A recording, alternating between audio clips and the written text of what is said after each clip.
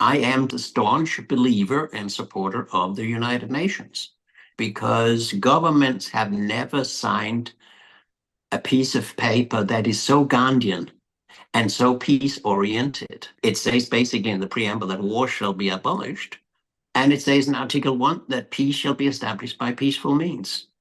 And then the whole construction of the charter is that you shall have done everything with civilian, diplomatic, economic means before you even touch a gun. Now, you can say the first task we all have is to become decent members of the UN and follow international law. Very few countries do.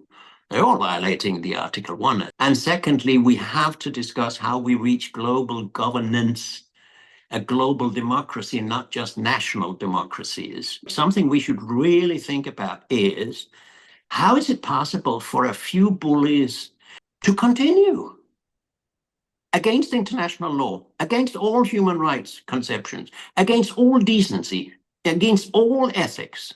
There's always been a fault or wrong thinking in the theory of democracy in the sense that we vote on somebody to do for us what we think should be done.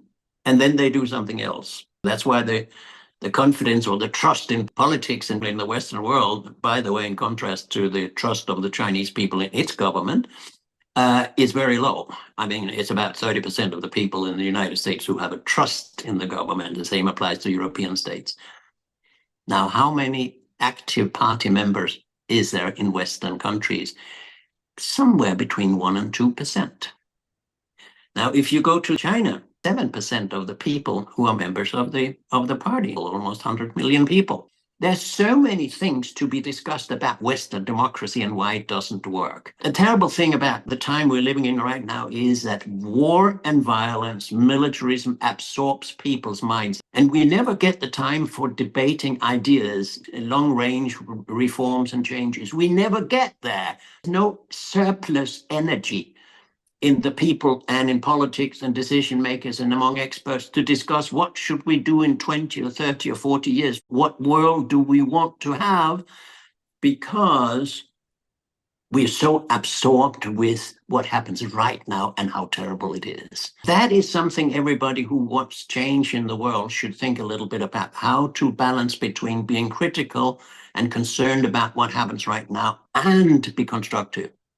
The focus on ceasefire is very human, very understandable, but it's not enough with a ceasefire. You should tie a ceasefire somehow to a structured negotiation. If you ask me, idealistically, I would put the United Nations down there with 300,000 or 400,000 troops, disarm everyone, including Israel, Hamas, and everybody, say, okay, now you sit, put them in stores and say, until you have come to a solution, these weapons cannot be used. But what the US does, everybody can see that they are doing nothing but making things much worse.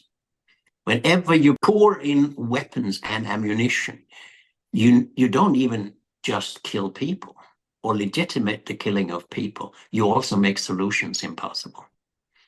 And therefore, from a civilizational point of view, it is utterly destructive what the United States, Britain, and others are doing, and the whole support of the European Union and Mrs. von der Leyen just for Israel. The cynicism of that is as cynical as arming Ukraine and having Ukraine's young men dying for a NATO goal that is to crush, defeat, split up Russia, which is not going to happen. I see the West cashing in one defeat after the other, one moral defeat, one political defeat, one economic defeat, because all these things here make it impossible for us to make a better world. There are all kinds of models for how we could create security with much less weaponry. The question is, how do we get them into a democratic process and see them realized? At the moment, we have a democracy that is stuck in self-destructiveness. And that is, unfortunately, something we're all going to pay a very high price for.